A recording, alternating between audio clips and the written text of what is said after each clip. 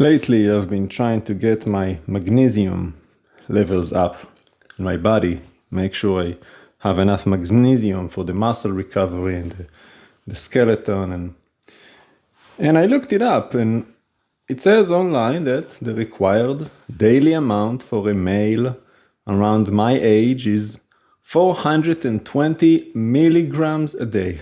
It's like, well, 420, okay, so how do I get to that level? Well, not so simple. Apparently, you gotta eat a lot of things that barely give you anything. For example, 1 ounce of pumpkin seeds will give you about 30% of the daily value. Do you know how many pumpkin seeds are in 1 ounce? About 85. I can't eat 85 pumpkin seeds a day, but even if I did, that's only 30%. I gotta do it 3 times. So then you say, well, you gotta diversify your meal. Right. What else we got? 1 cup of cooked spinach. Do you know how you can get 1 cup of cooked spinach? You gotta get like 3 pounds of spinach to get 1 cup of cooked spinach. And even that will only give you like 7%. And the list goes on. There's all kind of foods on that list. Almonds, you can only eat so many of those. And it came to my conclusion that while not impossible, it is highly improbable that anyone alive could eat so versatile diet that is unnatural only to hit the minimum daily requirement. Now, mind you, it's not something you do once. It's something you have to do every day to meet your minimum requirement according to whoever said that, right? And I'm thinking to myself, that's crazy. That I don't believe it. Because people have been living here for thousands of years, according to my faith. Hundreds of thousands of years, according to the atheist evolutionists. And none of them had supplements up until, 60, 70 years ago, maybe? So all humans had to acquire these amounts of vitamins and minerals in order to survive. And they did not have the benefit of what we have, which is such a versatile access to foods. We have produce from all around the world. We have all of these things, right? You go to the grocery store. Tens of thousands of different items, each one carry a different kind of nutrition. People were living in their corner on earth eating the same thing every day, potatoes, rice. They didn't have all of this, and they were fine. As a matter of fact, they were better than us. Believe in God or not, the Bible is historical account. People were living up to 170, Abraham's age. Before that, the first generations were living to be 900. They didn't have supplements. And I doubt they understood that they have to have a cup of cooked spinach a day and all this other mess only for magnesium. And that's just one nutrient out of who knows how many that we need for our body to function.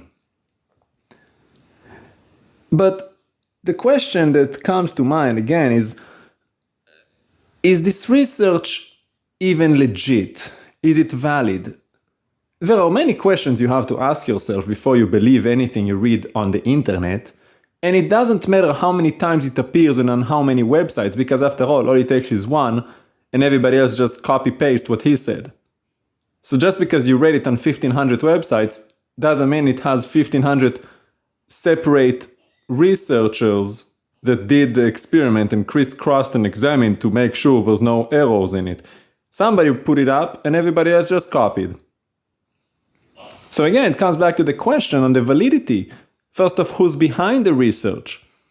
We've encountered it many times in the past already that research have been deliberately conducted by those who have an agenda and a interest into promoting a certain result, such as the pharmaceutical companies who have the motive of selling you supplements.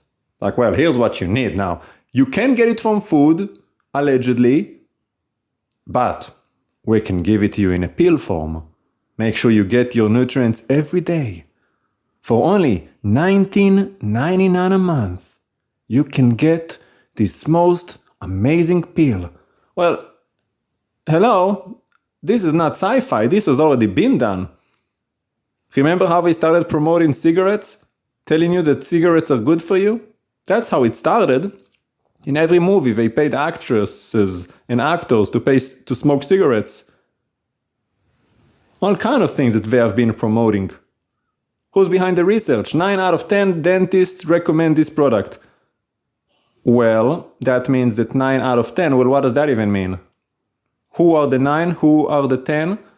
What are they recommending exactly? And what is the research? Many doctors agree. Many? The ones you paid? Out of who? Who are those doctors? What do they believe in? What is their expertise? What is a doctor? Is he a medical doctor even? Doctor can be anything. So you have all of these statements and all of these claims, and you have to ask yourself, why would you believe anything they say?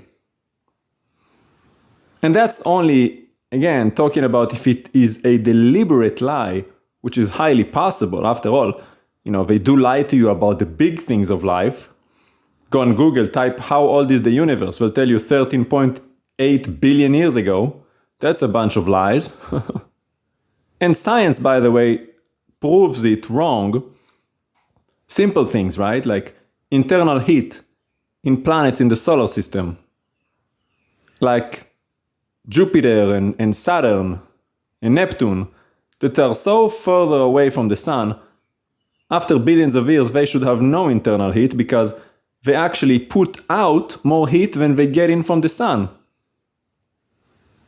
Think of a potato you take out of the microwave. It has heat, but after 2 hours, it's completely cool because it stopped getting heat and it's putting out more heat. Well, that's the case with the planets in our solar system. They cannot be billions of years old. We have gases on some of the moons around here that should not be after billions of years because they're highly inflammable. They disseparate. There's so many evidence, even on Earth, the magnetic field. You go back 60,000 years and the magnetic field would have already torn the Earth apart. The Earth cannot be more than 60,000 years. The distance of the moon. They say 4.5 billion years ago, but if you go back just 1.5 billion years, the moon would have been exactly where the Earth is. And it would have been blown apart by the power of the tide. So all of these theories that they lied to you about 13.8 years ago, right? It's all a bunch of lies. So if they lie to you about the big things, why would you believe them on the small things? Makes no sense.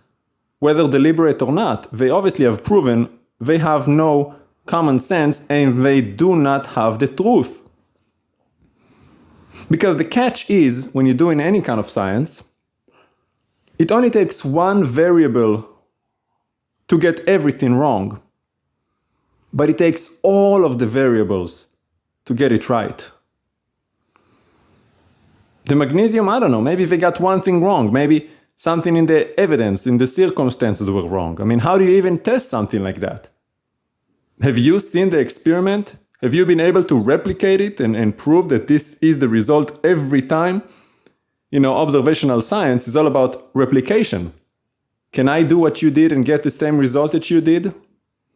And of course, you gotta have the cross-examiner, like we do in court. It looks good on front, but let me cross-examine and make sure there's no loopholes. Make sure there's no things that you missed, right? Maybe it's only under special circumstances. Maybe it's only under the lab. Maybe, who knows? How do they even check these things?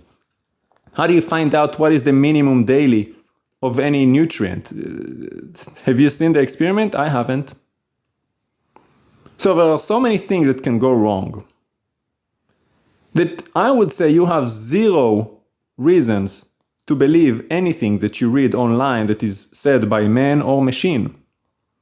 There's a reason it says trust in the Lord with all your heart and lean not on your own understanding, because the Lord is the creator. He is the truth. He is the intelligence behind it all. He put it together, he knows everything. It's his creation, he is God. Trust in him. Man is fallen into sin, man is deceptive, deceitful, man is ignorant and arrogant, man is foolish and stupid, man is blind, man says all kinds of things, man lies. Why would you trust in man? Cursed is the one who trusts in man, Jeremiah 17 says, who puts mere mortals as his strength. But blessed is the one who trusts in Adonai, the Lord of creation. He is like a tree planted by the water, unaffected by the heat. And we sure have a lot of heat nowadays, don't we? Yesterday was 116 Fahrenheit degrees outside here, 47 Celsius. That's hot. That's real hot. But the Lord gives me rest. He gives me comfort. He puts my mind at ease. So remember, don't believe anything you read and say. Just because they said it, so what? The doctor said. Well, how many times the doctor told you you're gonna die? And if not you, then somebody you know. I mean, this is just a famous story that everybody knows. You're gonna die. You're never gonna walk again. You're never gonna see this again. Only to have been proven wrong. The doctor is not God. The doctor said, so what? Who cares what the doctor said? He's just a flawed man, just like you. He has opinions, he has motives, he has agendas, and he's flawed. He doesn't know everything, so why would you believe him? Doctor said.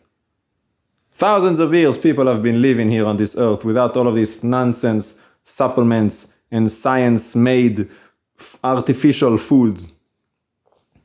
Now, I'm not saying that we don't need supplements. I'm just saying I don't know and I don't believe them just because they said it. All I know is that I trust in the Lord. And I do believe that He ordains my steps. As a righteous man who is under His authority, under His yoke, under His tutelage, I let Him lead me and tell me what to do and where to go and what to get. So I trust that He knows what I need. And so far, He hasn't been telling me to get 400 milligrams of magnesium a day. I guess I don't need it, or else He would have told me to take it. Because the Lord knows what is good for me and what I need. Now sure, I'm gonna suffer on this earth, that's a given. I'm not gonna get everything right, because that's a part of the curse we are under. The system is flawed. Our bodies are flawed. The earth is flawed. But yet the Lord ordains our steps according to His purpose and His plan. And I trust in that plan, even though I do not understand it. And that's the whole point. Lean not on your own understanding. In all your ways acknowledge Him. Let Him be your guide. And He will direct your path. I don't need the doctor to tell me where to go and what I need and what I don't need. The Lord might use the doctor, and He will tell me, listen to this doctor. The Lord can use anything. He can use a commercial on YouTube. He can use a bird. He can use a rock. He can use the sky. It doesn't matter. The Lord can use anything. I'm not saying doctors are wrong. I'm just saying don't put your trust in them. One day He can use a doctor. The next day He can use a plumber or a gardener or a babysitter. And they will contradict the doctor and they will be right and the doctor will be wrong. Grandma would tell you to have some chicken soup. The doctor will tell you to have an operation. Grandma's right, doctor is wrong. Do not worship your doctors just because they wear a white coat. Remember, trust in the Lord with all your heart. Lean not on your own understanding. And don't believe what man says, especially if it's on the internet. You have no way of replicating any of these experiments and come to the conclusion that what they said was right 13.8 billion years ago. These people are nuts.